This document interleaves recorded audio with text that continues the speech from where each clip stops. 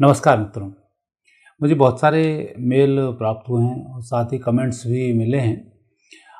लोग नूपुर शर्मा जी के बारे में पूछना चाहते हैं और अभी-अभी फिर नाम उनके सुगबुगाहट में आना शुरू हुआ है। रायबरेली से चुनाव लड़ सकती हैं या प्रियंका के खिलाफ लड़ सकती हैं। ये स्थिति आने से फिर लोगों में एक द्वंद्व सा बना है कि नूपुर शर्मा जी का क्या होगा। वैसे तो नूपुर शर्मा जी के बारे में 2 वीडियो मैं पहले बना चुका हूँ विस्तृत रूप से, और आज मैं फिर बात कर रहा हूँ कि अब जो नया परिवेश है इसमें स्थिति इनकी क्या बनती है। नूपुर शर्मा जी के सबसे पहले तो हम उनकी कुंडली देखते हैं, इसके बाद उनके बारे में हम बात करेंगे और क्या स्थिति उनकी रहेगी और आने वाले समय में कैसा उनका जीवन होगा, इन सब की हम आपसे चर्चा करेंगे। तो देखते हैं इनकी कुंडली। मंगल चंद्र कुंडली है, वृषभ लग्न इनकी चंद्र कुंडली में बनती है। केतु छठे स्थान पर हैं, शनि सप्तम भाव में हैं, भाग्य स्थान पर गुरु हैं, लाभ स्थान पर बुध शुक्र हैं और सूर्य राहु द्वादश स्थान पर इनके साथ बनते हैं।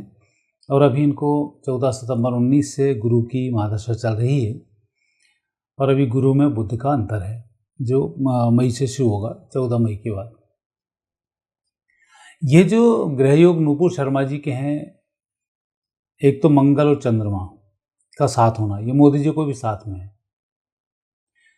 ये बहुत बड़ा संकेत देता है कि व्यक्ति एक चैलेंज को स्वीकार करके उसको बदलने की क्षमताएं रखता है और प्रखर वक्ता होता है। तो ये आपने मोदी जी के बारे में भी देखा होगा और ये नूपुर शर्मा जी को जब आपने कभी टीवी डिबेट में सुना होगा तो आपने उनको देखा भी होगा। और चूकती भी नहीं है, महिला होने के बावजूद एक कट्टरपंथी ने जिस तरीके का ऊटपटांग भारतीय संस्कृति पर सवाल उठाते हुए उससे कुछ प्रश्न दागे तो उसने भी बिना किसी देरी के उसका आंसर उसी की भाषा में समझा दिया। ठीक है कि उनका एक कट्टरपंथ है, अपराध है, आतंक है, जो भी है उनका, उसके बेस पर कहीं ना कहीं सरकार थोड़ी सी बैकफुट पर आई और उन्होंने इनको बाहर किया। लेकिन बाहर करने में भी ग्रह दशाएं, गुरु में शनि की अंतर्दशा चल रही थी 1 नवंबर 2021 से 14 मई 2024 तक। तो नवंबर 21 से 24 तक का इनका समय वहाँ कमज़ोर था, इसलिए वो वाणी दोष बना और वहाँ इनको परेशानी महसूस हुई। लेकिन मई के बाद फिर योग शुरू होगा गुरु में बुध का, फिर इनको राजनीतिक पद की ओर वापस लेके आएगा। अभी अलग है कि थोड़ा सा 14 मई तक टिकट मिलने में दिक्कत हो सकती है क्योंकि गुरु में शनि आखिरी दिन तक भी रोड़े अटका सकता है। लेकिन रिजल्ट से जो आने हैं वो आने हैं 4 जून को, और चुनाव भी लगातार जून के 1-2 दिन तक चुनाव भी चल रहे हैं। तो हो सकता है कहीं ना कहीं फिर इनकी जुगत लग जाए और ये चुनाव में आ जाएं। और चूँकि चुनाव परिणामों का जो समय है इनके शुभ समय में है, तो कहीं से भी यदि ये चुनाव लड़ेंगी तो विजयश्री होने के पूरे इनके चांस बनते हैं। तो एक बात तो बहुत क्लियर है कि अभी शनि की अंतर्दशा होने के कारण ये सब संदेह बन रहे हैं। चूँकि मई के बाद ही समय अच्छा आ रहा है, इसलिए ये बातें भी उठ के सामने आ रही कि चुनाव लड़ सकती हैं, और लड़ सकती हैं तो जीतने के योग इनके पक्के बनते हैं। चाहे कहीं से भी चुनाव लड़ें, इनके हारने की स्थिति यहाँ पर नहीं बनती है। अब दूसरी स्थिति इसमें यह बनती है कि यहाँ सूर्य और राहु साथ साथ हैं, ये ग्रहण दोष बनाते हैं। सूर्य राहु में विशेषकर जो योग बनते हैं, विपरीत परिस्थिति के बावजूद व्यक्ति करिश्माई होता है और लाभ मिल जाता है। और यही स्थिति है कि नूपुर शर्मा को जितना पहले लोग नहीं जानते थे उतना उसके बयान के बाद जानना शुरू हुआ। और मैक्सिमम नेताओं का भाग्योदय बयान अच्छे हों या बुरे हों उसके बाद होता है। नेगेटिव कमेंट्स होंगे तो उसका इम्पैक्ट भी नेगेटिव जाता है। तो कुल मिलाकर राजनीति में बयानों का बड़ा योगदान होता है। जैसे हमारे एक नेता ने कहा था चुनाव मैनेजमेंट से जीते जाते हैं, तो आज तक चुनाव नहीं जीते। शब्द गलत, सारा काम गलत हो जाता है। कई लोग ऐसे हैं चुनाव जीतने के लिए अपने एक स्टेटमेंट जिस तरह से नूपुर शर्मा जी ने दिया, ये इनके लिए टोटल पॉजिटिव हो गया। तो राजनीति में कौन सा स्टेटमेंट कब किस स्थिति में पहुंच जाए और उसका क्या इम्पैक्ट आ जाए, कोई भरोसा नहीं। राहुल जी ने बड़ी अच्छी पदयात्रा निकाली, बम्बई में जाने के बाद बोल दिया हिंदू लोगों में शक्ति की, इसका मतलब तुम हिंदू नहीं हो, सीधी पोल खुल गई। मतलब पूरा पलीता लगा दिया इतनी बड़ी यात्रा के ऊपर एक स्टेटमेंट ने, और आप जीरो हो गए। तो राजनीति में स्टेटमेंट का बहुत बड़ा रोल होता है और व्यक्ति उसी से जाना जाता है। आडवाणी जी का ग्राफ बहुत अच्छा चल रहा था, लेकिन जिन्ना प्रेम पाकिस्तान में जाकर उमड़ा और उसके बाद ये जीरो हो गए। तो ये स्थिति वहाँ रही। ऐसे कई नेताओं को आप देखेंगे जो अपने स्टेटमेंट की दम से नेता बने और स्टेटमेंट की दम से ही नीचे गिर गए।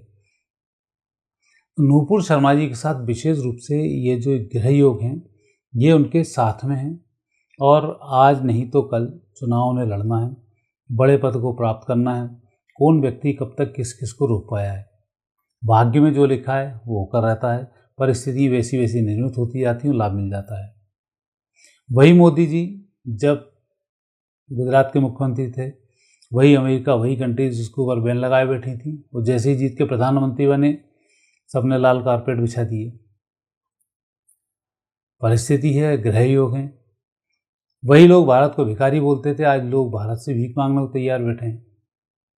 कई संपन्न देश भारत से भीख मांग के वैक्सीन लेके गए कोरोना की। तो हम उस पर यूँ नहीं कहेंगे कि भारत बहुत बड़ा ऐसा देश रहा, लेकिन बात यह है कि जब कोई व्यक्ति नेगेटिव रहता है तब उसके कहीं ना कहीं दिन पलट के आते हैं, पॉजिटिव हो जाता है। कई बार ज़रूरत से ज़्यादा पॉजिटिव होता है, कोई एक गलत काम करता है, नेगेटिव हो जाता है। तो ये स्थिति बन रही है, और अब जो आने वाला समय है ये भारत का समय है, भारतीय संस्कृति का समय है। अब दुनिया में जितनी जो संस्कृति रही है सबकी पोल चुकी है। कोई भी अपने आप को शांति प्रिय धर्म बता रहा हो, कोई आपको मेहनत का लोगों के लिए भाईचारे का धर्म बता रहा हो, कोई दूसरे के सहयोग वाला धर्म बता रहा हो, सबकी पोलें खुल गई हैं। उनके यहाँ पर जाके देखें तो सब वही नेगेटिव स्थिति बन रही है। लेकिन सनातन में जो बात लिखी हुई है वो सनातन अब जी रहा है, और इसलिए लोग सनातन की तरफ मूव कर रहे हैं। तो यहाँ जो नूपुर शर्मा जी की कुंडली है उस तारतम्य में इन सब बातों की बहुत आवश्यकता है जिनका मैंने उल्लेख किया। कारण है भाग्य स्थान पर गुरु का बैठना। यह संकेत है कि व्यक्ति एक पर्टिकुलर बात को लेकर चलेगा और जीत जाएगा। स्टेटमेंट भी धर्म से संबंधित ही था जिसने उन्हें कमज़ोर किया, वही स्टेटमेंट इनको मजबूत बनाएगा आने वाले समय में। अभी टिकट मिले ना मिले, क्योंकि मई तक का जो समय है, यदि टिकट वितरण का मई तक का ही समय बचा होगा, हो सकता है इनको टिकट ना मिले, लेकिन मई के बाद भी कहीं फॉर्म भरा रहे होंगे तो फिर इनको इसका लाभ जरूर मिलेगा, और ये विजयश्री होकर भी आएंगी, इसमें कोई संदेह नहीं है। अगली स्थिति बुध और शुक्र का लाभ स्थान से चलना। बुध बुद्धि का कारक है, शुक्र पराक्रम का कारक है, और इनकी जो कुंडली है उसमें लग्न का स्वामी भी बनता है शुक्र, वाणी का स्वामी बुध बनता है जो एकादश भाव में है। पैसे से वकील हैं, बोलने से इनको लाभ मिलेगा, आने वाले समय में इनको विजयश्री की प्राप्ति होगी। और साथ ही केतु का जो एक योग है, ये योग इनके लिए संकेत दे रहा है कि ये डाउन होने वाले व्यक्तियों में से नहीं है। मतलब जब कभी कोई व्यक्ति कुदरत के लिए कोई काम करता है तो कुदरत उसकी कहीं ना कहीं हेल्प करना शुरू कर देती है, और यही स्थिति इसमें बन रही है कि केतु छठे स्थान पर है। जिस व्यक्ति के लिए आप कोई काम करते हो, अदृश्य शक्तियाँ फिर आपके साथ जुड़ना शुरू हो जाती हैं। जैसे मोदी जी ने एक काम किया तो पूरी शक्ति मोदी के साथ जुड़ गई, और आज मोदी जी को पूरा विश्व विजेता बना दिया। गुजरात से निकलकर पश्चिम से व्यक्ति निकला, और निकलने के बाद पूरी दुनिया में फैल गया। उसी पश्चिम से भगवान कृष्ण निकले थे और पूरी दुनिया में उनने सारा काम कर दिया। तो ऐसा जो योग बनता है ये योग यूं ही नहीं है। इसीलिए नूपुर शर्मा जी के जो ग्रह योग बताते हैं, यह ग्रह योग कमज़ोर नहीं है। आने वाले समय में नूपुर शर्मा जी फिर नए सिरे से तरक्की करेंगी। अभी टिकट मई तक भी यदि मिल जाता है तो जून के जो परिणाम हैं नूपुर जी के पक्ष में आएंगे, और किसी भी स्थिति में इनको कहीं से भी लड़ाया जा सकता है।